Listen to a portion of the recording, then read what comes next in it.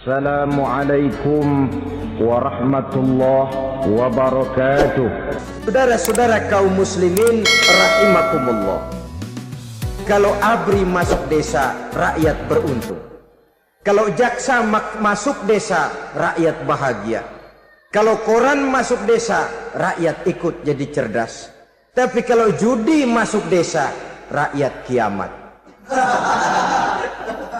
Pembangunan akan terbengkalai, roda perekonomian akan lesu, karena mestinya orang membelanjakan uang untuk sesuatu yang dia perlukan, akhirnya dia belanjakan untuk sesuatu yang dia tidak perlukan, karena gambaran khayalan akan mendapat keuntungan yang jauh lebih besar lagi.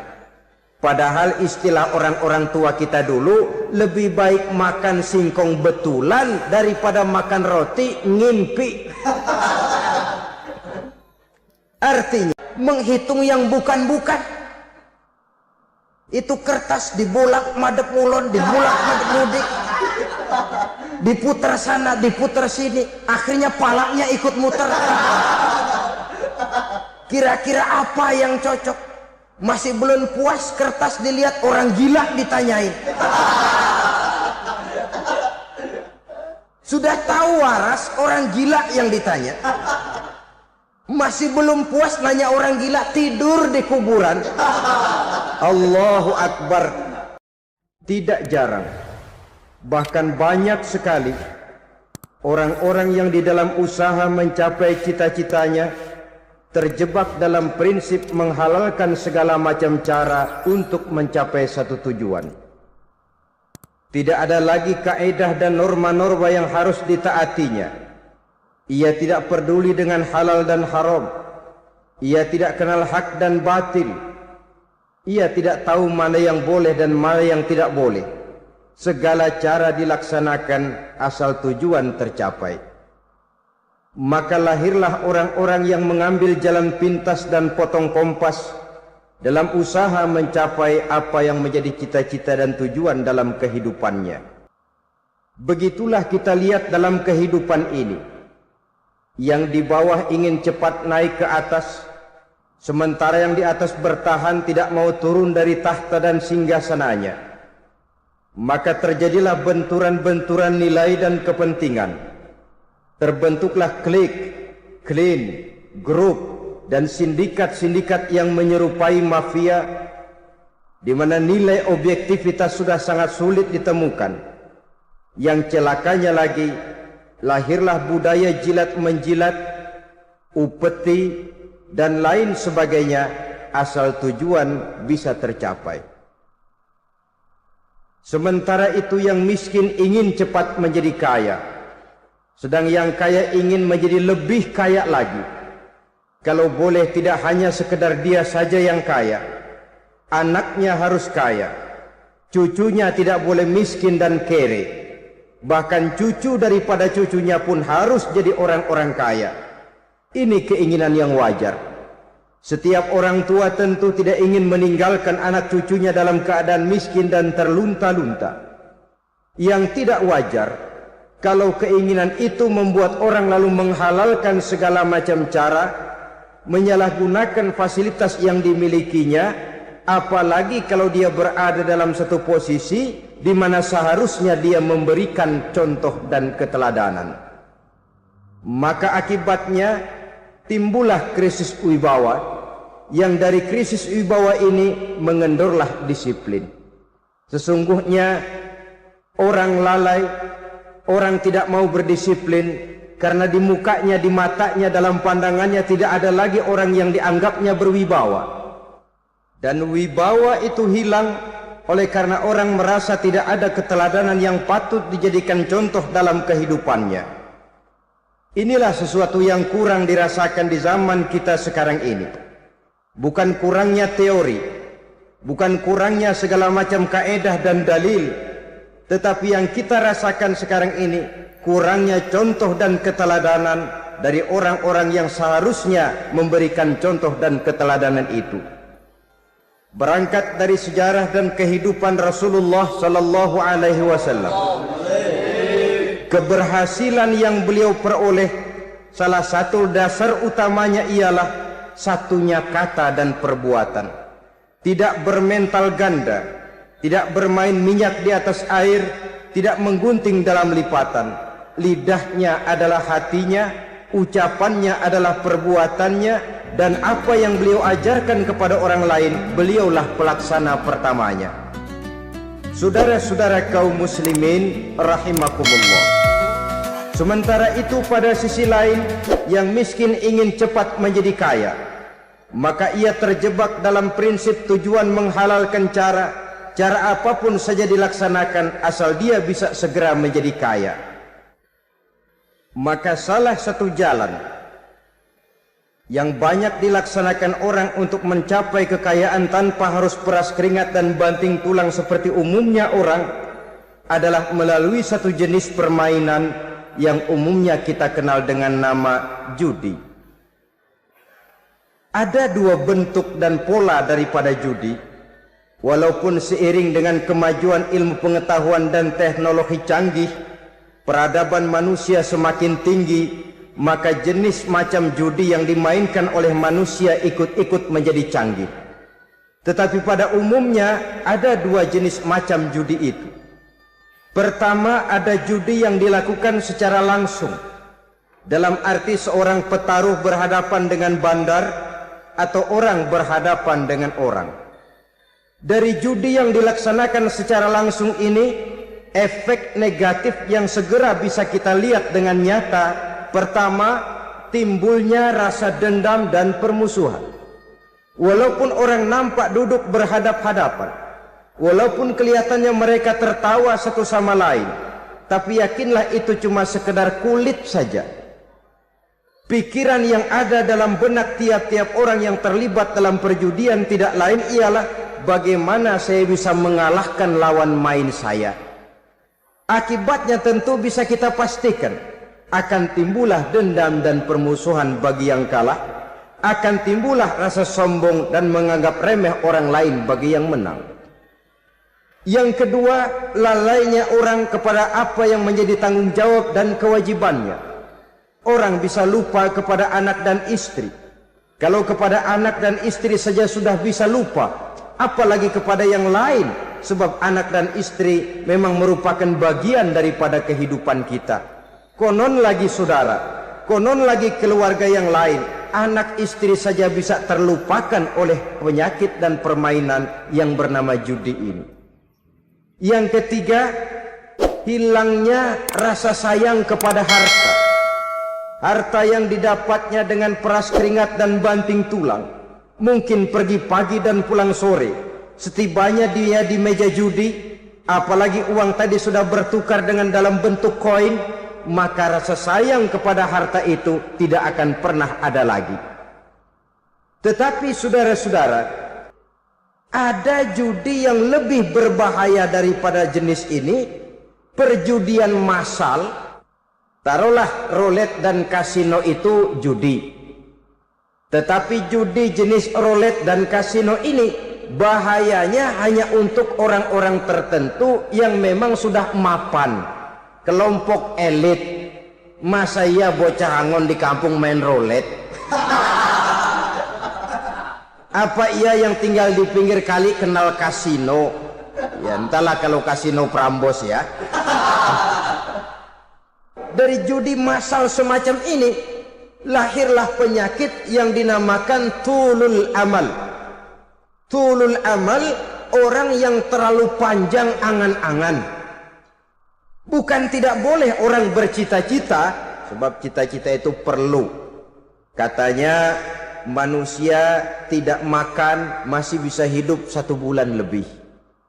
Manusia tidak minum masih bisa hidup 3 hari lebih. Tapi manusia tidak punya cita-cita 1 jam pun dia tidak akan bisa hidup. Karena faktor yang membuat kita bergairah menghadapi kehidupan, faktor yang mendorong kita untuk tetap berusaha dan tegar menghadapi resiko, karena adanya cita-cita di dalam kehidupan kita. Tetapi cita-cita tanpa direalisir dengan usaha, cita-cita yang tidak berangkat dari kemampuan yang ada, pada akhirnya hanya akan merupakan cita-cita yang mengawang, tidak akan terwujud dalam kenyataan dan akan membentuk manusia menjadi orang yang tulul amal, panjang angan-angan, terlalu muluk keinginan, tidak berangkat dari kemampuan dan kesanggupan yang ada pada dirinya sendiri. Maka penyakit inilah yang telah menghasilkan dan melahirkan penghayal-penghayal kelas berat, tukang-tukang ngelamun kelas tinggi yang hidup di angkasa luar. Dan sejarah belum pernah mencatat ada orang menjadi kaya karena judi, itu belum pernah. Saudara lihat saja orang kaya yang namanya Adnan Khashoggi, orang kaya yang namanya Henry Ford, orang kaya yang namanya Aristotle Onassis, orang kaya yang namanya David Rockefeller. Itu seluruhnya menjadi kaya bukan karena mereka terlibat dalam perjudian, tapi karena kerja keras, peras keringat, banting tulang. Dan itu dimulai sejak mereka masih remaja. Saudara-saudara kaum muslimin rahimakumullah. Sehingga ada pepatah mengatakan, many a great man start as a newspaper boy, katanya. Banyak orang besar yang mulai pekerjaannya dengan menjual koran. Artinya berangkat dari A. Banyak pengusaha mobil yang memulai pekerjaannya dari tukang cuci mobil, tapi lalu bertahap dan tegar menghadapi kenyataan, sehingga proses demi proses dia hadapi dengan tegar, dengan tabah, dengan sabar, dengan ulet, sampai kepada membuahkan hasil. Kita ingin pintas, kayaknya mau, usahanya tidak mau, senangnya mau, peras keringatnya tidak mau. Ini tentunya akan melahirkan kontradiksi di dalam kehidupan. Maka dari jenis perjudian massal semacam ini lahirlah penyakit tulul amal, panjang angan-angan, terlalu muluk cita-cita. Bayangkan saja kalau ini terjadi secara massal, menimpa nasib rakyat kita di pedesaan yang jauh dari keramaian. Tiap hari mereka didina-bobokkan oleh gambaran tentang akan diperolehnya uang dalam jumlah yang banyak dengan angka nol yang berentet. Tiap hari mereka melihat angka-angka itu. Mereka lambat laun akan terseret dalam arus tulul amal ini.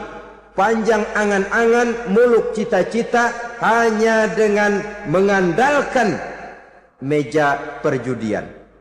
Akibatnya timbul penyakit yang kedua, yang ketiga, yaitu malas berusaha. Orang kalau sudah terlalu asik berkhayal, menghitung bintang di langit, malas berusaha. Kalau ada temannya kerja jadi buruh kasar, bawa hasil yang merupakan jerih payah dan peras keringat dia, satu minggu bergaji 10-15 ribu, diketawain. Apaan gaji lu 10 ribu, 15 ribu? Entar gua nih kalau ketembus 100 juta, entar. Yang 10 ribu dan 15 ribu keringat orang itu dihina, itu dicela. Tetapi dia selalu menghitung, entar nih gua. Entarnya wallahu a'lam. Saudara hadirin yang saya muliakan, timbullah sikap malas. Padahal di tengah negara sedang membangun di berbagai bidang kehidupan. Maka sifat malas ini merupakan musuh kita. Baik mengejar kemiskinan, baik mengejar kebodohan dan keterbelakangan kita di sektor-sektor lainnya. Alangkah akan terganggunya roda pembangunan di negara kita ini jikalau sebagian besar rakyat dihinggapi oleh penyakit malas, yang malas ini dilatar belakangi oleh penyakit tulul amal, terlalu muluk angan-angan, yang angan-angan ini dinina-bobokkan oleh keinginan untuk mendapatkan untung yang besar tanpa peras keringat dan banting tulang. Sasaran yang lebih jauh, dan ini yang paling kita khawatirkan, hancurnya kubu-kubu pertahanan moral daripada bangsa kita. kita sependapat bahwa lebih penting daripada membangun jembatan adalah membangun manusia yang membangun jembatan. Bahwa lebih penting daripada mengaspal jalan raya adalah membangun mental manusia yang melaksanakan pengaspalan itu. Dengan kata lain, membangun dan mempersiapkan manusia pembangunan. Tanpa itu, maka saya merasa khawatir kalau nanti kita tidak akan sampai kepada target yang kita harapkan oleh karena kandas di tengah jalan. Saudara-saudara kaum muslimin rahimakumullah, Islam sebagai agama yang mengajarkan manusia untuk berusaha dan mengeluarkan segala kemampuan untuk melaksanakan segala usahanya itu, sangat membenci sifat malas, sangat membenci sifat tulul amal atau panjang angan-angan. Dan oleh karena judi melahirkan dua sifat itu, Islam sangat menganjurkan pengikutnya untuk menjauhi segala macam jenis perjudian, baik yang terang-terangan maupun yang dilakukan secara samar-samar, tidak ketara, judi canggih sesuai dengan canggihnya teknologi daripada manusia itu sendiri. Ini adalah penyakit yang meracuni masyarakat manusia dari sejak berpribadi, bertetangga, berumah tangga, sampai kepada berbangsa dan bernegara. Dan kasus-kasus yang timbul sudah cukup banyak, yang tidak mungkin lagi kita katakan hanya sekedar bersifat kasuistis, bersifat kasus-kasus kecil saja. Sebelum riaknya naik ke permukaan, marilah kita membuat benteng untuk masing-masing pribadi muslim memelihara dan menjaga diri jangan terseret dalam permainan yang bernama judi, apapun bentuknya, bagaimanapun cara dan ragamnya, karena jelas bahayanya lebih besar daripada manfaatnya. Taruhlah kita barangkali kemarin-marin hanyut dalam arus perjudian, tetapi hendaknya kita bisa mengambil pelajaran bahwa seorang mukmin adalah seorang yang apabila dia melakukan kesalahan, dia segera sadar, dijadikannya pelajaran untuk tidak diulanginya lagi pada masa-masa yang akan datang. Dengan sikap semacam itu, kita tidak lagi akan mengulangi kesalahan-kesalahan lama, dan grafik kehidupan kita dari hari ke hari akan makin menunjukkan hal-hal yang baik dan positif adanya. Saudara-saudara kaum muslimin rahimakumullah, kalau ABRI masuk desa, rakyat beruntung. Kalau jaksa masuk desa, rakyat bahagia. Kalau koran masuk desa, rakyat ikut jadi cerdas. Tapi kalau judi masuk desa, rakyat kiamat. Pembangunan akan terbengkalai, roda perekonomian akan lesu. Karena mestinya orang membelanjakan uang untuk sesuatu yang dia perlukan, akhirnya dia belanjakan untuk sesuatu yang dia tidak perlukan, karena gambaran, khayalan akan mendapat keuntungan yang jauh lebih besar lagi. Padahal istilah orang-orang tua kita dulu, lebih baik makan singkong betulan daripada makan roti ngimpi. Artinya uang yang 1.000-2.000 rupiah itu lebih baik dibelikan beras, dimasak, makan bersama anak dan istri, terasa nikmat dan halalnya, ketimbang beli kertas lalu ngelamun, menghayal, menghitung yang bukan-bukan. Itu kertas dibolak madep ulon, dibolak madep mudik, diputar sana, diputar sini, akhirnya palanya ikut muter. Kira-kira apa yang cocok? Masih belum puas, kertas dilihat, orang gila ditanyain. Sudah tahu waras, orang gila yang ditanya. Masih belum puas, nanya orang gila, tidur di kuburan. Allahu Akbar. Padahal di rumahnya tempat tidurnya empuk, anget, nggak ada nyamuk. Kuburan, tidur di kuburan. Dampak-dampak negatif yang semacam ini pada gilirannya mau atau tidak mau akan menyeberang kepada garis akidah. membahayakan dan mengancam nilai-nilai tauhid yang kita miliki. Sudah kertas dibolak-balik tidak puas, orang gila ditanya. Orang gila ditanya belum maram, tidur di kuburan. Barangkali ada bisikan. Saudara hadirin yang saya muliakan, memang walaupun wahyu sudah berhenti, tapi Allah masih memberikan ilham kepada hamba-hambanya yang dikehendakinya. Tetapi ilham itu bentuknya positif.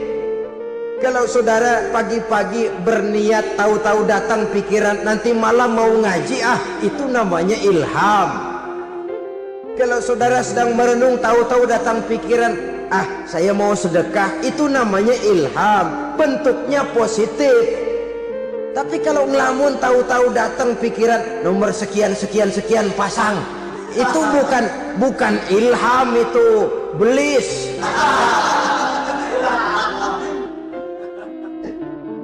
Saudara hadirin yang saya muliakan, tidak puas tidur di kuburan, cari yang lebih paten lagi, dukun ditanya.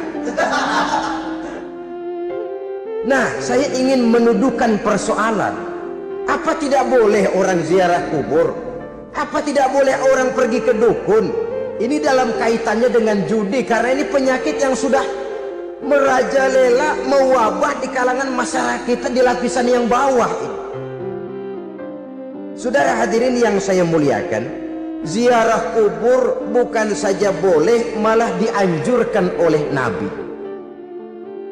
Tetapi ziarah kubur yang dianjurkan oleh Nabi itu dengan tujuan pertama, agar orang ingat kepada mati. Kafa bil mauti wa'izah, kata Nabi. Cukup dengan mengingat mati menjadi pelajaran bagi kamu semua. Maka etikanya diajarkan, kalau saudara ziarah kubur sampai di depan pintu kubur itu kan, Assalamualaikum ya ahlal kubur wa inna insyaallahu bikum lahikun. Kami satu saat insya Allah pasti akan menyusul kamu. Kalau kamu sekarang berbaring di sini, satu saat kami akan berbaring di sini. Ziarah kubur mengingatkan orang kepada mati. Orang yang ingat kepada mati, gaya hidupnya lain dengan orang yang tidak ingat mati. Nah, orang kalau nggak ingat mati, gaya hidupnya nggak terkontrol. Kalau dia berkuasa, Fir'aun, itu nggak ingat mati. Kalau dia kaya, Korun. Sudah gambarannya nggak merupakan gambaran-gambaran yang baik. Orang yang ingat mati, dia berkuasa, dia berlaku adil. Suatu saat saya akan mati dan ini akan dimintakan pertanggungan jawab. Orang kaya ingat mati, dia akan jadi pemurah. Kenapa? Kalau saya diberikan ilmu, pertanyaan akhirat cuma satu, ilmumu kau amalkan untuk apa? Kalau saya diberikan umur panjang, pertanyaan akhirat cuma satu, umurmu kau habiskan di mana? Tapi jikalau saya diberikan harta, pertanyaan akhirat ada dua, hartamu kau dapat dari mana, kau belanjakan kemana? Depannya ditanya, belakangnya ditanya, dapat dari mana, dibelanjain kemana? Sebab dua-duanya berkaitan dengan kegiatan. Kadang-kadang dapatnya dari jalan yang baik, tapi keluarnya ke tempat yang tidak baik, itu pun tidak betul. Atau dapatnya dari yang tidak baik, tapi dibelanjakan untuk yang baik, itu pun tidak bisa diterima.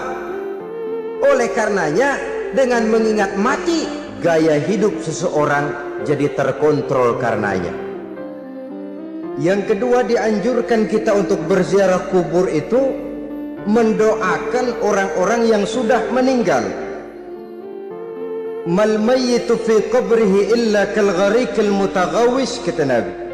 Orang yang sudah meninggal itu di alam barzahnya adalah seperti orang yang tenggelam di lautan, menunggu doa dari keluarganya yang masih hidup.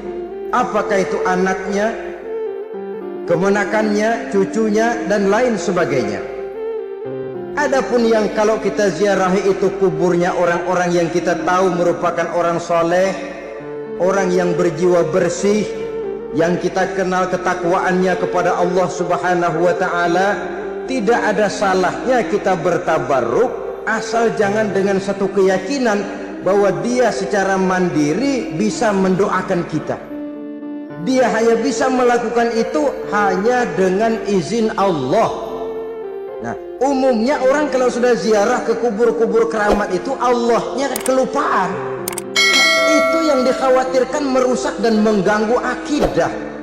Sehingga di awal-awal perkembangan Islam, Nabi pernah melarang orang ziarah kubur itu. Ini bisa kita simak dari hadis, kuntu nahaitukum an ziyaratil qabri fazuruha.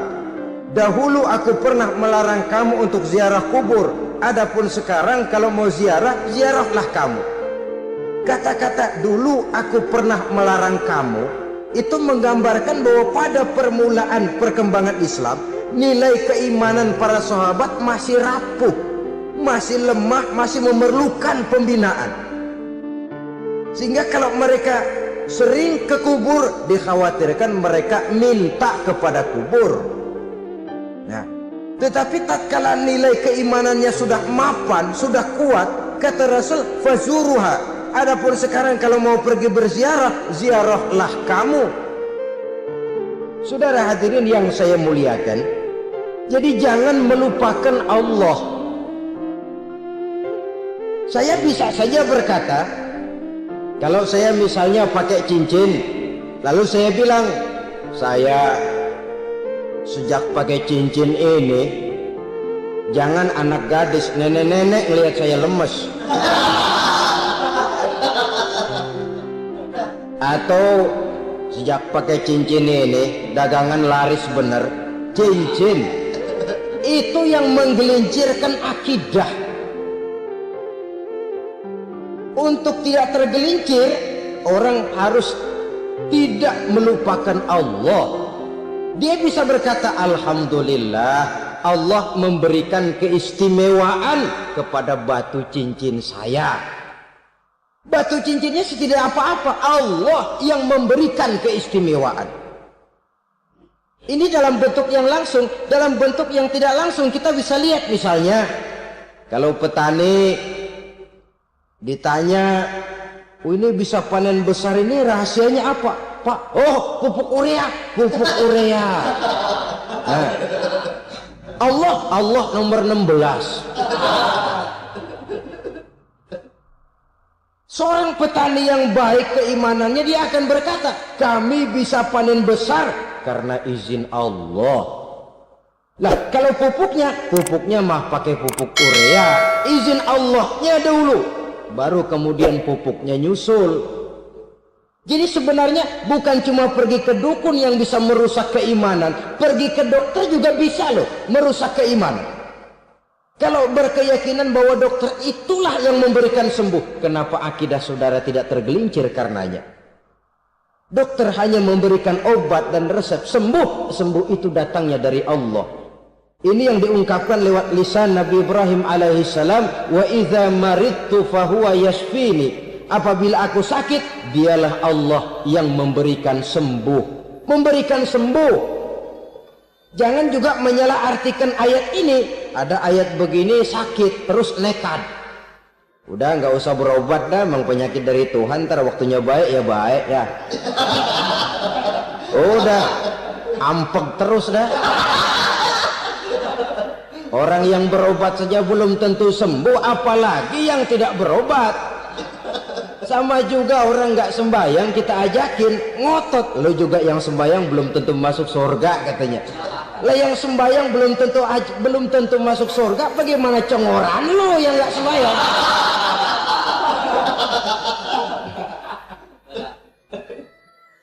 Saudara hadirin yang saya muliakan, kaum muslimin yang berbahagia. Jadi dengan demikian, maka jangan menghilangkan Allah. Kita, ajaran pokok dalam Islam adalah ajaran tentang tauhid. Nah, tauhid ini menyangkut mengesahkan Allah, baik di dalam zatnya, baik di dalam sifatnya, baik di dalam perbuatannya, baik di dalam beribadah kepadanya. Tauhid dalam ibadah itu ada. Tauhid dalam zat artinya zat Allah itu tidak tersusun, tidak terdiri dari bagian-bagian yang bisa dipecah-pecah.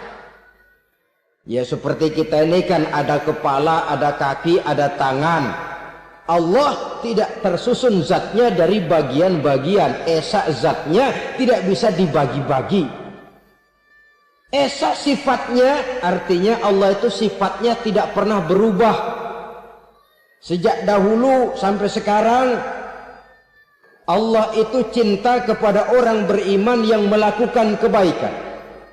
Dan Allah benci kepada orang kufur yang melakukan kejahatan. Mustahil satu saat Allah berubah. Orang kufur yang berbuat kejahatan didemenin, orang mukmin yang berbuat kebaikan dikeselin. Misalnya tahun 2000 Tuhan giliran jengkel sama orang mukmin. Itu mustahil, dia esa di dalam sifatnya. Lain dengan sifat kita manusia, sifat kita ini kan relatif. Ada saatnya kita senang, lain saat yang kita senang betul kita caci maki. Hari ini kita caci maki, besok kita puji. Lihat teman kaya, habis kita omongin. Boleh jadi dia kaya, kenapa? Dukunnya 36. Nah. Begitu kita habis caci maki begitu, dia datang ngasih duit sama kita. Cacian itu bisa berubah menjadi pujian. Lu ya emang bukan main dah. Sifat kita itu relatif, bisa terpengaruh oleh situasi dan kondisi. Saudara hadirin yang saya hormati, kaum muslimin yang berbahagia, Allah juga esa di dalam perbuatannya. Artinya di dalam menciptakan apapun yang akan diciptakan oleh Allah, di dalam melakukan apapun yang akan dilakukan oleh Allah, tidak terikat kepada faktor lain, tidak memerlukan bantuan lain. Dia adalah mutlak. Nah, kemudian kita mengesahkan Allah dalam zatnya, mengesahkan Allah dalam sifatnya, mengesahkan Allah dalam perbuatannya. Belum tentu berarti kita mengesahkan Allah dalam ibadahnya. Sebab banyak orang yang yakin betul Allah itu esa, teguh dengan pendiriannya. Tuhan lu siapa? Allah. Allah bagaimana? Esa. Bagaimana kalau dua? Kagak. Tiga? Enggak. Mantap. Soal tahlil paten. Tapi dalam ibadah kadang-kadang dia tidak mentauhidkan Allah. Ini makna wa ma umiru illa liya'budullaha mukhlisin. Kami tidak memerintahkan kepadamu kecuali untuk beribadah kepadaku, kata Allah, dengan ikhlas. Beribadah kepada Allah dengan ikhlas itu artinya apa? Beribadah hanya untuk Allah saja. Nah, kalau hanya untuk Allah saja, lalu kita minta berdoa di depan kuburan orang yang soleh, apa syirik? Tidak syirik. Kalau kita berkeyakinan bahwa orang tempat kita memanjatkan doa itu hanya bisa mendoakan kita dengan izin Allah. Dia sendiri tidak punya kekuasaan apa-apa. Tanpa izin Allah dia tidak bisa berbuat apa-apa. Itu tidak menyebabkan orang menjadi syirik. Sama saja dengan kalau saya berkata tadi, alhamdulillah Allah telah memberikan keistimewaan kepada batu cincin saya. Apa salahnya Allah memberikan keistimewaan kepada benda-benda mati? Allah memberikan keistimewaan kepada Hajar Aswad, benda mati. Allah memberikan keistimewaan kepada Masjidil Haram, benda mati. Allah memberikan keistimewaan kepada Ka'bah, benda mati. Orang tawaf keliling Ka'bah, sembahyang di Masjidil Haram, sujud menghadap kepada Ka'bah. Apakah jadi syirik? Tidak. Kita tidak menyembah Ka'bahnya, kita menyembah yang punya Ka'bah itu. Nah, di sini kita lihat bahwa fungsi Ka'bah hanya merupakan wasilah. Tapi kalau Allahnya kita hilangkan, jadilah kita penyembah batu. Hanya saja batu itu berbentuk 4 bernama Ka'bah. Sa'i, orang yang melaksanakan haji, lari-lari antara Safa dan Marwah, amalan apa itu? Seakan-akan kita menghormati bukit-bukit, gunung-gunung. Tapi bukan itu yang kita tuju dalam pelaksanaan sa'i itu.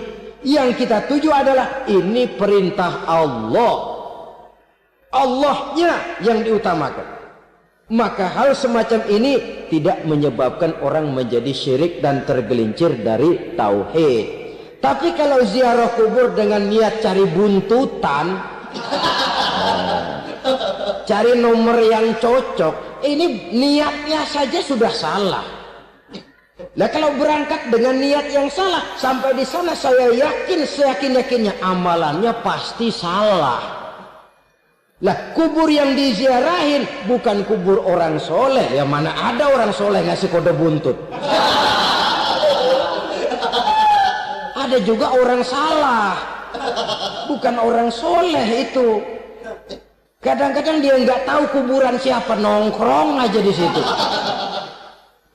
Memang sulit saudara-saudara, mental ya, namanya mental.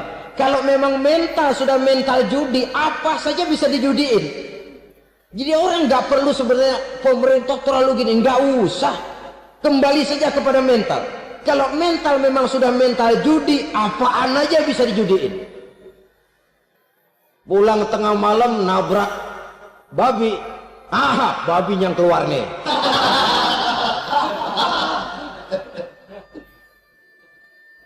Mobil lewat nomornya bisa dijudiin, bajai lewat bajai bisa dijudiin. Mental, kalau memang mental sudah mental judi, apapun saja bisa dijudikan. Saudara hadirin yang saya muliakan, lalu bagaimana dengan dukun? Ya, saudara hadirin, pergi ke dukun hakikatnya sama dengan pergi ke dokter. Orang berusaha melaksanakan yang namanya syariat, hakikatnya kembalikan kepada Allah, syariatnya kita laksanakan. Tetapi, nah ini tetapi yang pertama saudara harus tahu betul dukunnya itu bayang apa enggak, agamanya kuat apa enggak. Sebab ya tentu tidak ada dukun yang jelek, karena pada umumnya penyakit dukun itu kan nyohor, iklan lewat koleha-kolehanya. Kita bisul kecil datang, kata dukun, ini si kecil kemarin bisul kayak kelapa 5 menit baik. 5 menit padahal kemarin kagak ada yang datang. Diolah sedemikian rupa supaya orang mantap. Jadi jangan asal sembarangan. Kadang-kadang lihat potongan dukunnya aja kita ngeri. Mukanya sudah kremot, nggak pernah tersentuh air wudhu. Jangankan air wudhu, mandi aja jarang. Yang kayak begini yang dipegang mati-matian, yang dipercayai habis-habisan, akan kita kemanakan tauhid kita ini? Apalagi kalau perginya sudah dengan niat mencari nomor yang jitu. Itu saya katakan lagi tadi, berangkat saja sudah dengan niat yang salah. Orang berusaha silahkan. Sama juga kita ke dokter. Oleh dokter kan setelah diperiksa penyakit kita, lalu dianalisa, oh ini penyakitnya ini. Kemudian diberikan obat. Lah obat itu kan tentu ada aturan minumnya tuh. Yang kapsul ini sehari 3 kali, yang tablet ini sehari 2 kali. Kalau kita minumnya kelebihan, overdosis namanya. Saking pengen cepet baik, sekali minum 10 tablet. Ya memang nggak sakit-sakit lagi, tapi nggak hidup sudah. Habis. Kita pun dalam melaksanakan amalan hidup beragama begitu. Saudara datang kepada kiai, orang-orang soleh, meminta amalan, wiridan, itu jangan sampai overdosis. Tidak sesuai dengan kemampuan pribadi. Wong masih SD sudah minta matematika kelas SMP, celeng. Baru SMP sudah minta diajarkan filsafat kelas perguruan tinggi, semaput.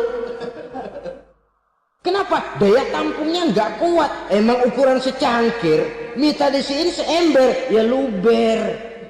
Lebihnya nggak cukup. Kenapa? Yang diberikan, yang diamalkan tidak sesuai dengan makomnya, tidak sesuai dengan kemampuan yang ada pada dirinya. Saudara hadirin yang saya muliakan, akhirnya apa? Mencelakakan dirinya sendiri. Ngawur. Baru sembahyang seminggu udah ngaku ketemu malaikat. Oh, sembahyang ditemenin malaikat. Lah sembahyang baru seminggu mulai. Tuh malaikat iseng amat. Ya walaupun kalau Allah izinkan tidak mustahil, tapi kan tidak logik. Orang yang melaksanakan ibadah puluhan tahun memerlukan riyadhah dan latihan, khusyuk dan tawadhu, penuh tazallul, merendahkan diri di hadapan Allah, belum tentu mendapat karunia yang semacam itu. Saudara hadirin yang saya muliakan, jadi dengan kata lain, yang pertama, lihatlah dulu kualitas dukun yang akan saudara datangi itu. Ini kualitas black apa kualitas white? Aspal apa cat putih? Sehingga jangan sampai kita salah pilih. Sebab biasanya orang kalau sudah hanyut di kali, rumput pun dia pegangin. Dia tahu kalau rumput tidak akan bisa menahan bobot badannya, tapi karena posisinya posisi terjepit, rumput pun dia pegang. Ini satu gambaran psikologis betapa orang dalam keadaan panik, kepepet, kejepit, yang tidak mestinya dipegang pun akan dipegangnya juga. Walaupun dia tahu itu tidak akan bisa menahan bobot badannya, namun dipegangnya juga. Oleh karenanya, yang pertama, lihat dulu kualitas dukunnya. Yang kedua, saudara-saudara, jangan berkeyakinan bahwa dukun itulah yang memberikan permintaan saudara. Si dukun hanya bisa dengan izin Allah. Nah ini kuncinya. Kalau izin Allahnya dihilangkan, dan ini yang jarang. Bah biasanya kalau kita diajak ke dukun, di sono aja no paten banget. Abah ano, abah ini, abah ano, abah-abah. Lah, lalu pikiran kita kan terfokus. Dikala itulah kita mulai menyampingkan Allah. Di situ yang dikhawatirkan nilai tauhid kita jadi tergoyah karenanya. Bahwa orang yang kita datangi, yang kita kenal kesolehan dan ketakwaannya, hanya bisa memberikan pertolongan dengan izin Allah. Dengan izin Allah dia doakan kita dan doanya kabul. Dengan izin Allah dia penuhi hajat kita dan hajat kita jadi terlaksana, jadi kenyataan dengan izin Allah. Sebab Allah itu memberikan keistimewaan.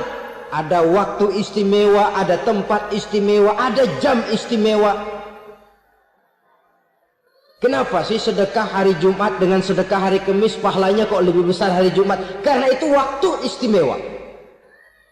Kenapa untuk sembahyang sunnah dianjurkan sepertiga malam yang terakhir? Karena itu waktu istimewa. Kenapa doa di Multazam, di dekat Hajar Aswad, di Hijr Ismail, di Raudhah dikabulkan Allah? Karena itu tempat istimewa. Memang kadang-kadang ada orang berkata, kalau mau berdoa kenapa mesti di kuburan wali? Di rumah juga berdoa, Tuhan dengar. Betul, Tuhan dengar, bahkan tidak berdoa pun Allah tahu isi hati kita. Tapi soal dikabulkan atau tidak, itu hak Allah. Dan Allah memberikan fasilitas kepada tempat-tempat tertentu dan istimewa. Dan itu diajarkan oleh Nabi. Di Raudhah perbanyak doa. Kenapa? Itu tempat yang mustajabah. Artinya Allah memberikan keistimewaan kepada tempat-tempat tertentu. Dalam konteksnya dengan ini, makom para aulia, para wali, para ulama soleh, tidak ada salahnya kita berdoa di sana, bertawassul, bukan meminta kepada si kiai, bukan meminta kepada si ulama, bukan meminta kepada si wali, meminta kepada Allah melalui tempat yang orangnya kita yakin dekat dengan Allah. Walaupun Allah tidak memerlukan perantara, itu jelas. Allah tidak memerlukan calo, memang. Tapi Allah menyediakan waktu dan tempat-tempat istimewa, itu harus kita manfaatkan untuk mendekatkan diri dan berdoa kepadanya. Saudara-saudara kaum muslimin rahimakumullah. Saya kembali dalam konteksnya dengan dukun yang akhir-akhir ini jadi populer karena merajalelanya judi sampai kepada desa-desa, pedesaan-pedesaan terpencil, yang akibatnya menjauhkan orang dari nilai tauhid. Padahal benar kalau orang berkata kazabal munajjimun walau sodaku, tukang-tukang ramal itu bohong walaupun benar. Kalaupun betul, kebetulan. Itu maksudnya bohong walaupun betul. Betulnya betul kebetulan. Maka para remaja itu biasanya gemar kepada membaca bintang Anda minggu ini. Kan begitu toh? Apa Aries, apa Virgo, apa Leo dan sebagainya. Dan itu memang menarik untuk dibaca. Rezeki sebelah kulon. Asmara anget. Saudara hadirin, hal yang semacam ini boleh saja untuk dibaca, tapi tidak untuk diyakini kebenarannya. Boleh saja untuk dibaca, tapi tidak untuk diyakini kebenarannya. Karena meyakini kebenarannya sama saja dengan mendahului Allah. Dan itu bisa menggelincirkan nilai-nilai tauhid kita.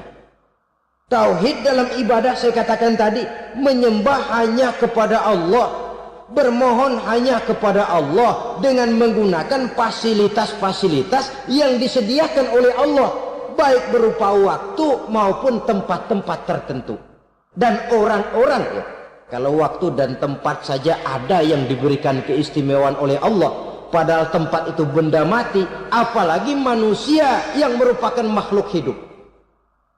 Saudara hadirin yang saya muliakan, saudara-saudara kaum muslimin yang berbahagia, sehingga dengan demikian kita tetap menjaga nilai-nilai akidah, dan dengan ini syariat kita laksanakan tanpa membuang hakikat. Sebab hakikat tanpa syariat itu kosong. Syariat tanpa hakikat juga tidak ada tujuan. Yang penting hati bersih, nggak sembahyang nggak apa-apa. Mana bisa begitu, Mas?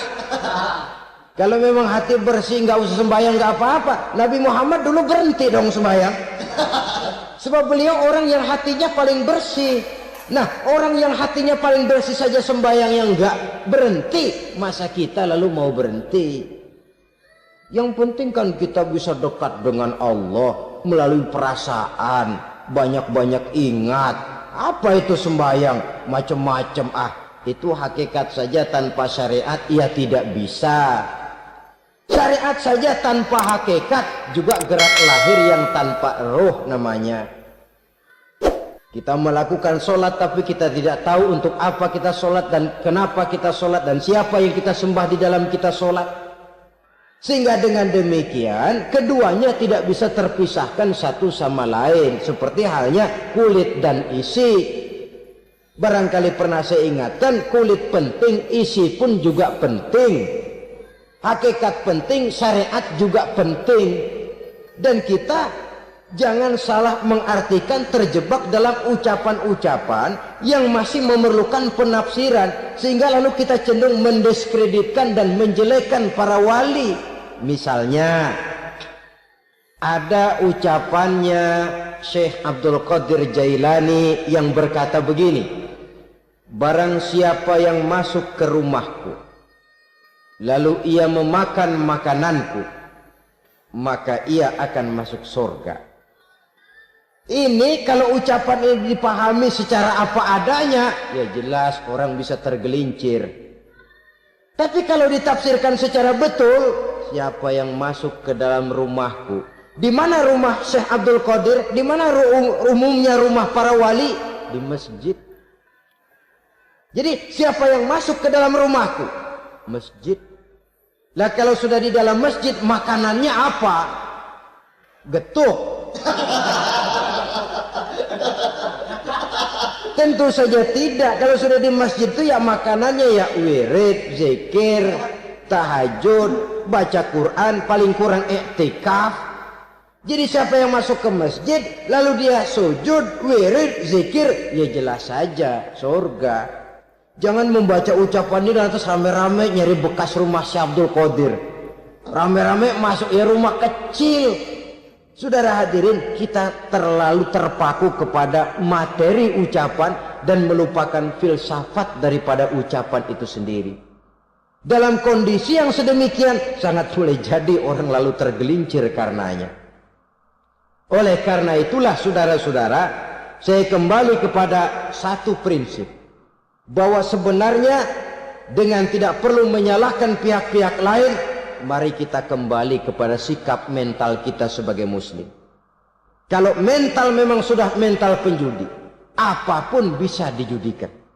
Tapi kalau mental itu tidak ada, walaupun di kiri kanan dan depan belakang banyak dibuka tempat-tempat perjudian, saya yakin kita akan mampu menahan dan menjaga diri. Sikap mental inilah yang memerlukan pembinaan dari kita semua. Sehingga dengan demikian kita akan menjadi pribadi-pribadi yang bisa bertahan dari segala gempuran-gempuran yang datang dari luar karena adanya prinsip ketahanan mental itu tadi. Sekali lagi saya ingatkan bahwa judi selamanya tidak akan pernah mendatangkan kebahagiaan.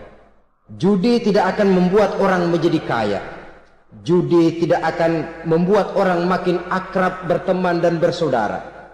Yang jelas, judi melahirkan permusuhan dan dendam, membangkitkan rasa malas, memulukan angan-angan tanpa mau peras keringat dan banting tulang, melalaikan orang dari tanggung jawab dan kewajibannya, membuat ia lupa kepada anak, istri dan seluruh keluarganya, dan pada akhirnya dia akan terjebak dalam satu permainan yang makin menjauhkan dia dari proses kesadarannya sebagai manusia. Sebagai uraian penutup, marilah kita renungi firman Allah dalam Al-Baqarah ayat 208. A'udzubillahi minasyaitonir rajim. Ya ayyuhalladzina amanu dukhulu fis silmi kafah wa la tattabi'u khutuwati syaitan innahu lakum aduwwum mubin. Hai orang-orang yang beriman, masuklah kamu ke dalam keselamatan. Masuklah kamu ke dalam Islam secara keseluruhan. Jangan kamu mengikuti jejak-jejak setan, karena setan adalah musuhmu yang nyata dan jelas. Judi termasuk jejak-jejak yang ditinggalkan oleh setan untuk diikuti oleh kita agar kita mendapatkan kesengsaraan baik di dunia, lebih-lebih di akhirat nanti. Semoga Allah selamatkan kita. Allah selamatkan seluruh bangsa kita dari penyakit-penyakit judi yang melahirkan efek-efek negatif dalam kehidupan.